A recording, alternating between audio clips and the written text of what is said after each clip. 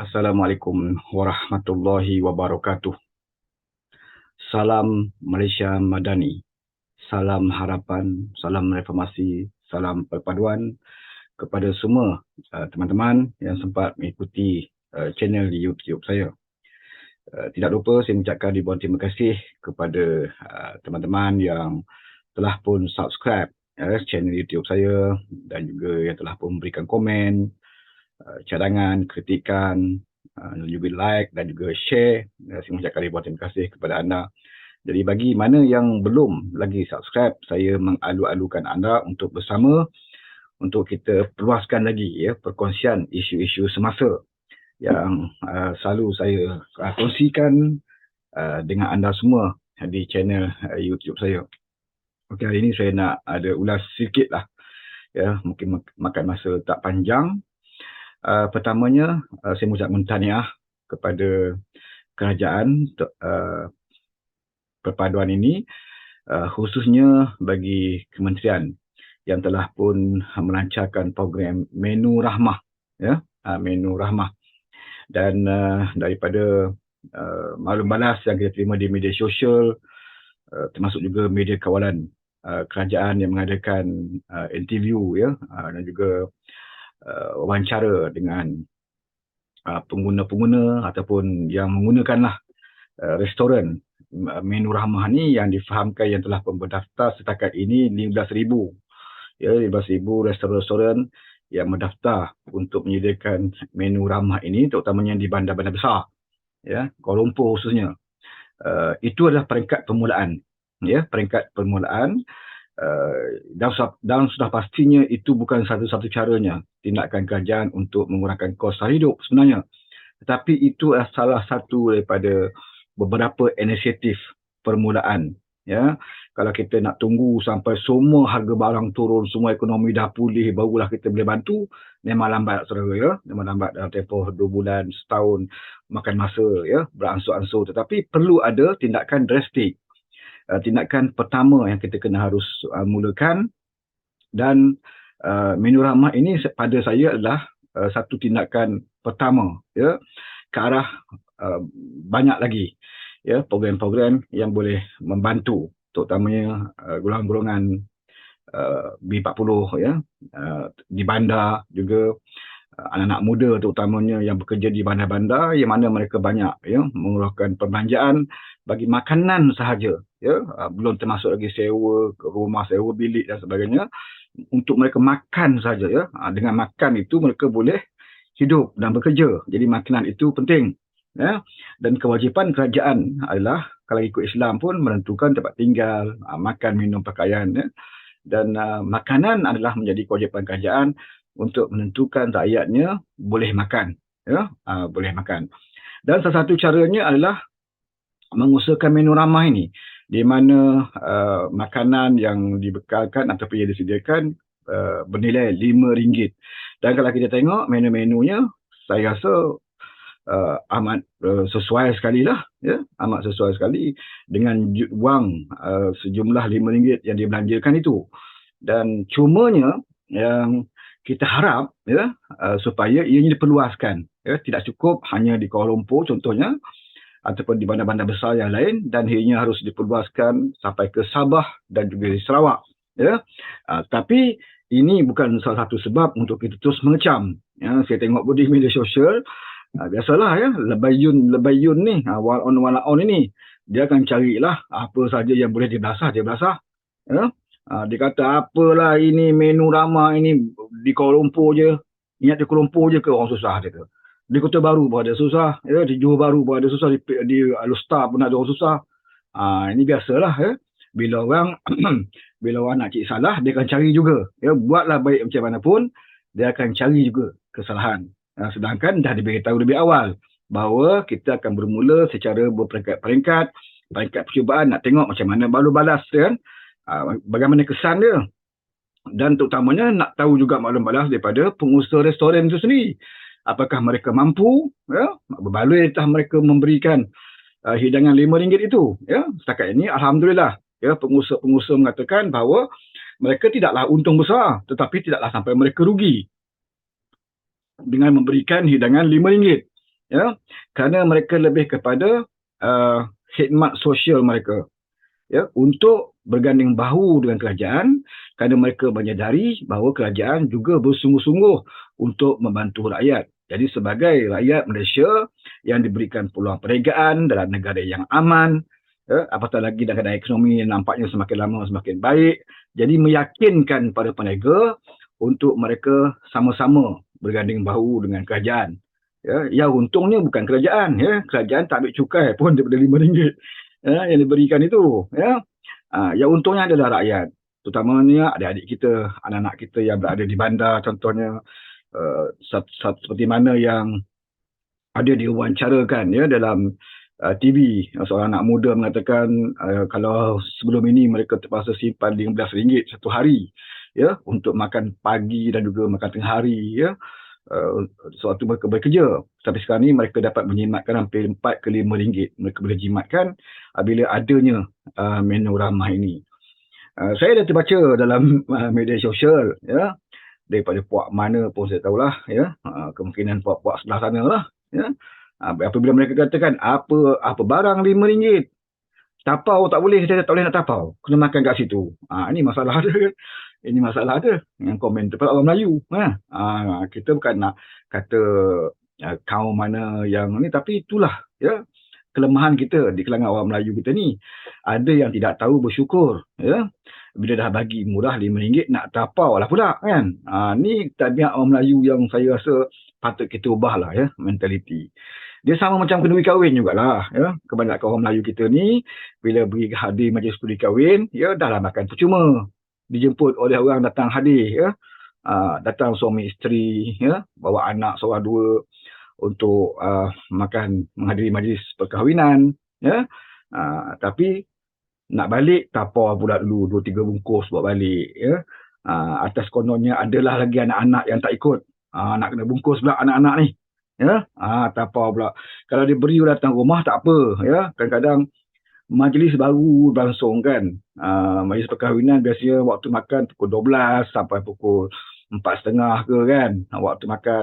Ini dia datang pukul 12, awal-awal kemudian dia tapau dah, ya. Itu banyak kadang berlaku majlis-majlis perkahwinan, tetamu yang datang lewat sikit dah habis lauk, tak cukup. Ni punca dia adalah beberapa orang yang datang awal kena tapau bawa balik.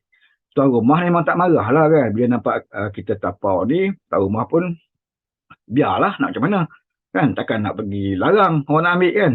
Tapi adab, ya, dari segi hukum pun tak boleh sebenarnya, ya. Tak boleh kalau kita ambil makanan pergi kenduri kahwin tanpa kebenaran daripada tuan rumah, ya, tanpa keizan daripada tuan rumah, itu dah kira mencuri, ya. Kamu dijemput untuk makan sahaja, makan itu sahaja, bukan untuk bungkus bawa balik. Ini dah dalam Islam dah tak boleh dah ni, ya. Ibarat kamu bawa balik benda yang haram ni, ya. Nampak macam halal, ya, lembu disembelih, makanan dimasak cara halal, tapi perbuatan itu, ya, bukan makanan itu, perbuatan itu haram, ya. Bila kita balik ambil makanan tanpa keizinan tuan rumah, kita bawa balik. Tapi kalau tuan rumah benar kan tak apa, ya. Ada juga tuan rumah yang menyuruh kita ambil, ya. Dia tahu kita datang daripada jauh dan dia tahu, ya, hidangan dalam kenduri kahwin tu cukup, ya. Tuan rumah kata okey bungkus 1-2 kan. Kadang tuan rumah yang bungkuskan, itu tidak masalah. Ini masalahnya tuan rumah tak tahu, dia sendiri bungkus dan dia berbelah. Ini perbuatan macam ni. Ini dia kalangan orang kita, ya, di kalangan bangsa kita. Dan begitulah juga dalam isu menu ramah ini. Ada saya tengok dalam media sosial, dia kata apa barang dia kata nak pergi makan tapi nak tapau tak boleh. Memanglah tak boleh. Pasal benda ni pun tak meluas lagi. Kemudian restoran-restoran itu menyediakan makanan yang terhad juga, ya. Mereka jual dengan harga yang murah, ya, bagi untuk orang mereka datang makan di situ, ya. Makan di situ bukan untuk nak bawa balik tapau dan sebagainya, ya. Walaupun tujuan kamu nak balik tu kamu nak bagi kepada kawan-kawan di pejabat contoh, ya, suruhlah kawan-kawan kamu datang makan, ya, tak ada masalah, boleh datang makan, tak payah tapau.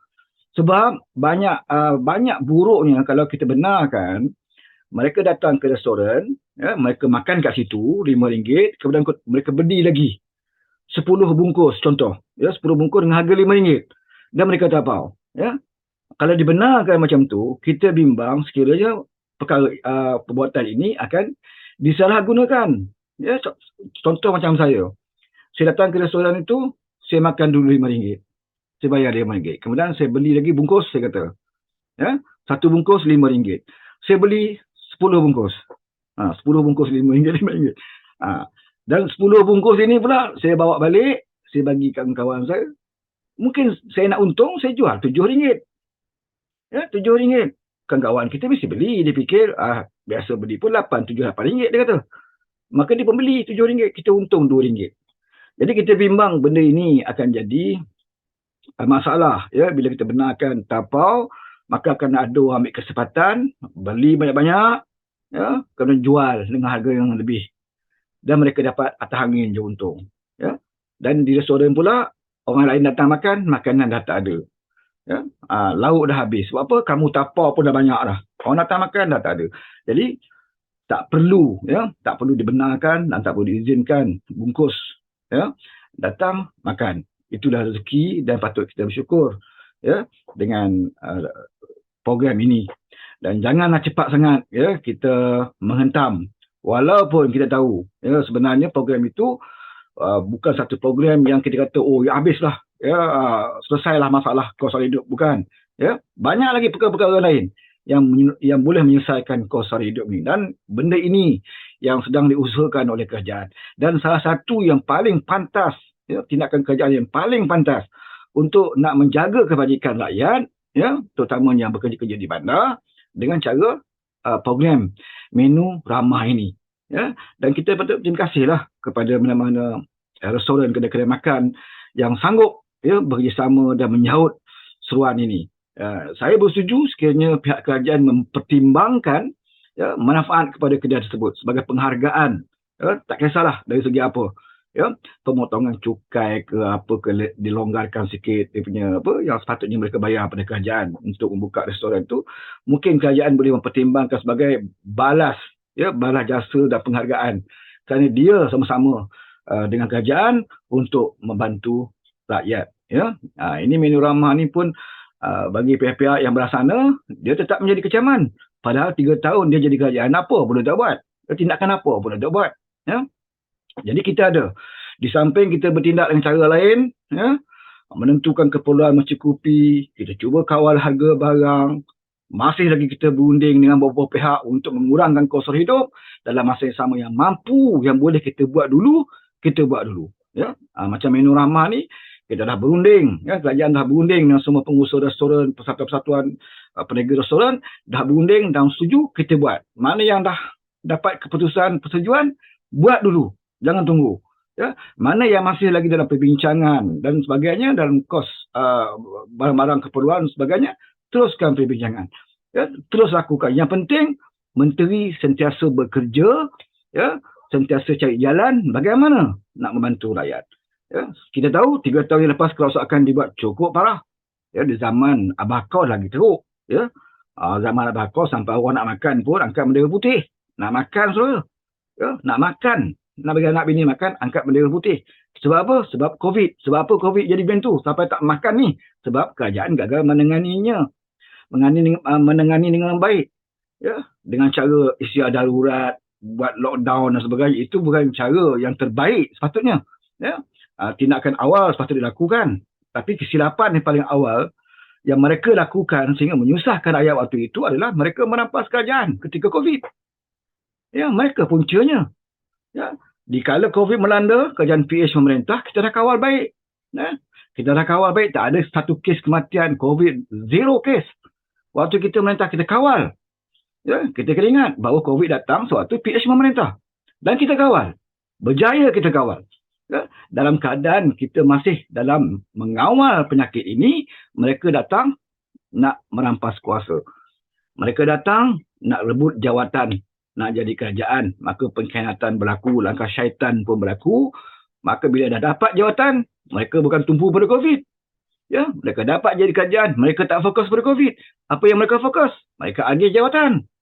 Ya, jawatan menteri, sebanyak 70 menteri dan timbalan menteri. Mereka agihkan di kalangan ahli-ahli parlimen yang sokong mereka. Ya, untuk nak jadi Perdana Menteri, ni ahli parlimen ni. bagi dia mereka jawatan menteri, timbalan menteri.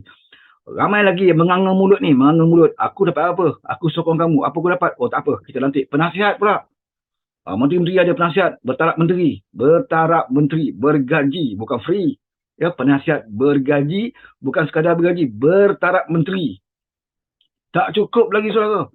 Ya, yang lain menganga mulut ni. Aku pun sokong tapi takkan aku tak dapat. Tak apa, lantik pula duta khas. Ya, duta khas bertaraf menteri. Berapa ramai yang dapat gaji, bukan sekadar gaji, bertaraf menteri. Sebab itulah puak-puak ini, kalau ada sembang pasal Nurul Izzah jadi penasihat yang tak bergaji, mereka tidak ada. Ya? Mereka tidak ada langsung authority untuk bercakap isu tu. Ya? Mereka kena cermin diri mereka dulu.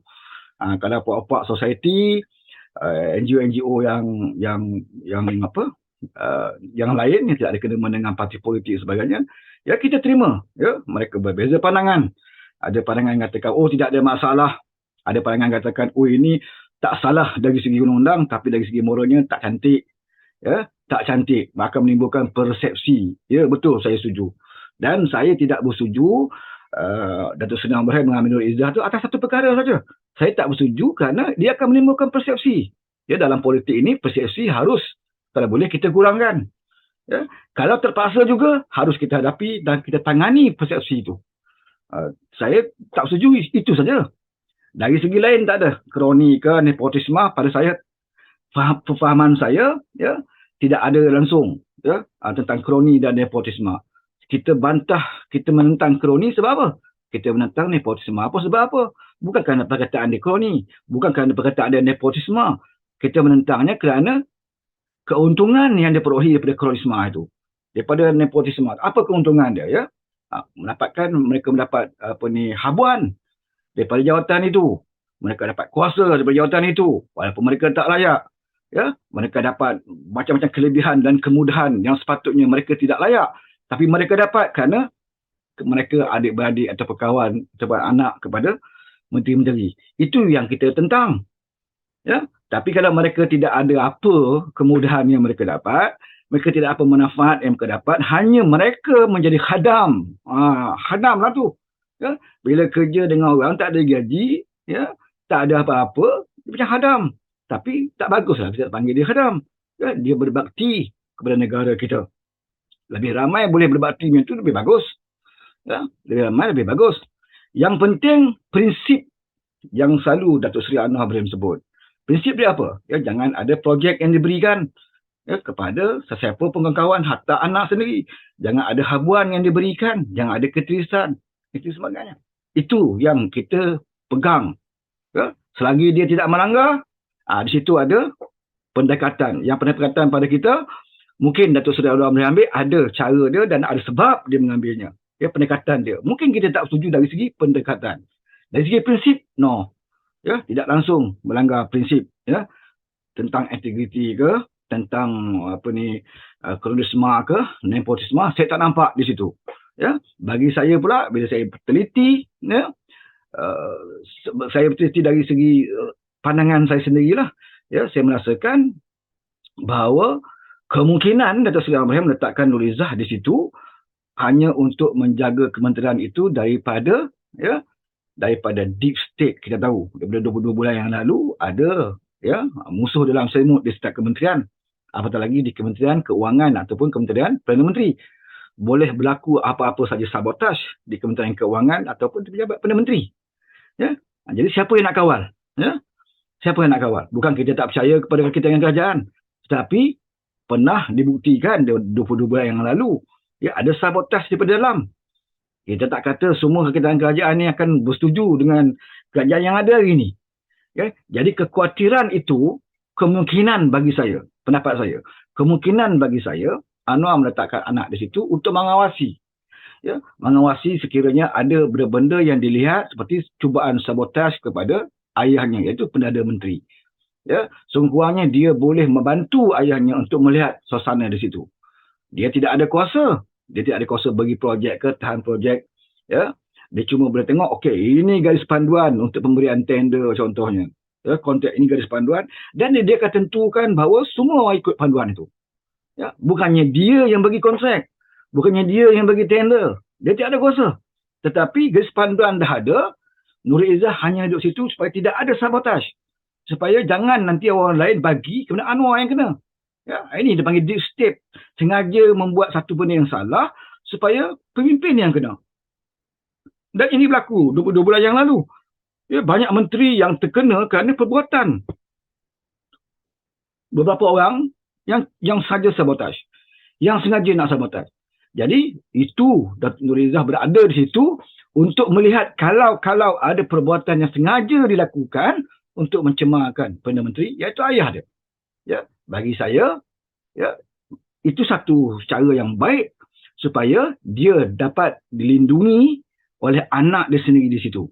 Ya, walaupun tak ada gaji, ya, jaga ayah dia kat situ. Apatah lagi ayah dia sentiasa jarang sangat ada pejabat. Ya, selalu pergi sana untuk nak cari pelabur, nak baiki ekonomi, pergi sana.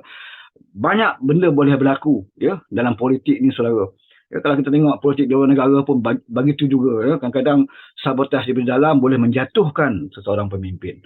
Jadi, letak anak berada di sisi dia, ya, anak dengan ayah ni, ya, kita boleh yakin lagi lah daripada orang lain.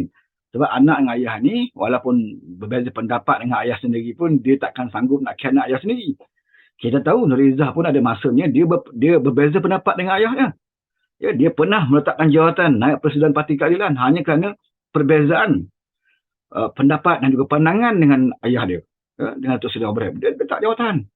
Ya. Dan kita kenali sifat Nur Izzah itu sendiri. Ya, seperti mana yang selalu yang disebut oleh Wan Azizah. Bahawa dalam keluarga dia, anak-anak dia, Nur Izzah mempunyai sifat yang tegas dan degil sikit. Degil sikit. Jadi orang macam ini boleh bantu ayah dia duduk di kementerian supaya memberi amaran kepada kaki tangan di Kementerian Perdana Menteri atau di Kementerian Kewangan supaya jangan, ya, cuba untuk membuat satu pengkhianatan, ya, untuk nak menjatuhkan kerajaan ini khususnya. Ya, kita bimbang kerajaan ini disabotaj daripada dalam. Ya, bukan saja di Kementerian Kewangan, bukan saja di pejabat Perdana Menteri, bahkan kementerian-kementerian lain. Termasuk Kementerian Komunikasi bawah Wan Fahmi Fadil.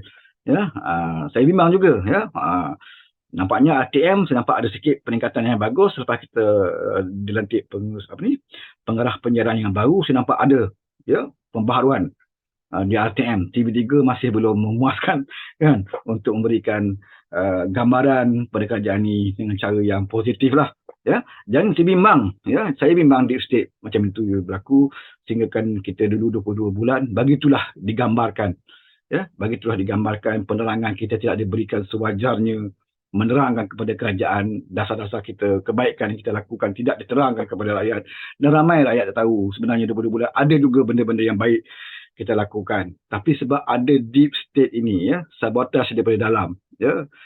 Mungkin waktu itu kita tidak ramai di kalangan PH ketika itu tidak dipengalaman jadi menteri, mereka banyak tidak peka, ya, kepada beberapa tindakan sabotaj ini.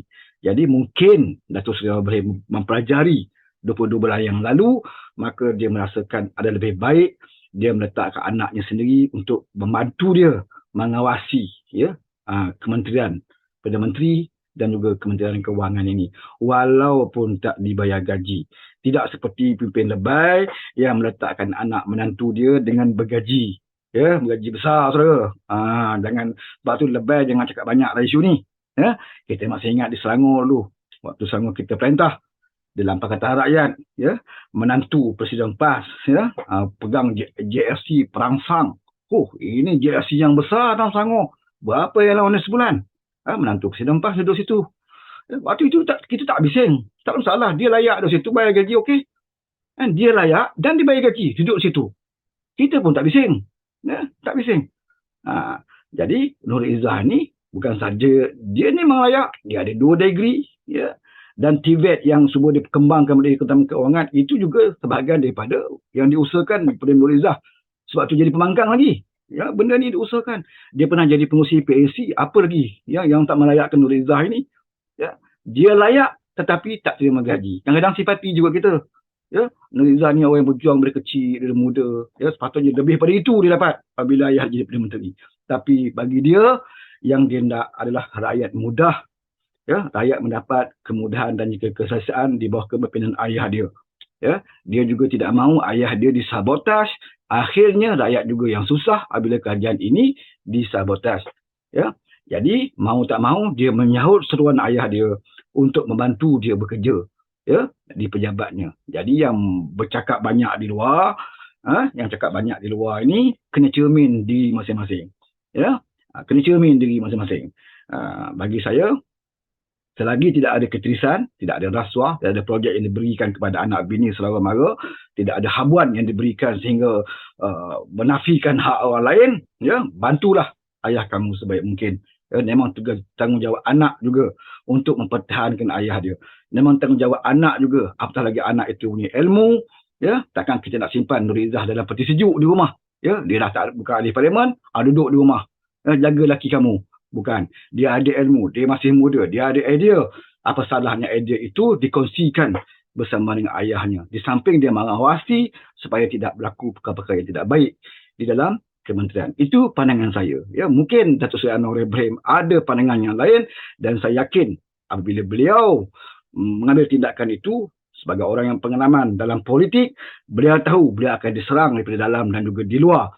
Tetapi beliau tentu menyediakan jawapan, ya, terhadap apa saja. Ya, di parlimen nanti, percayalah, ini akan jadi modal kepada pihak-pihak sana untuk menyerang.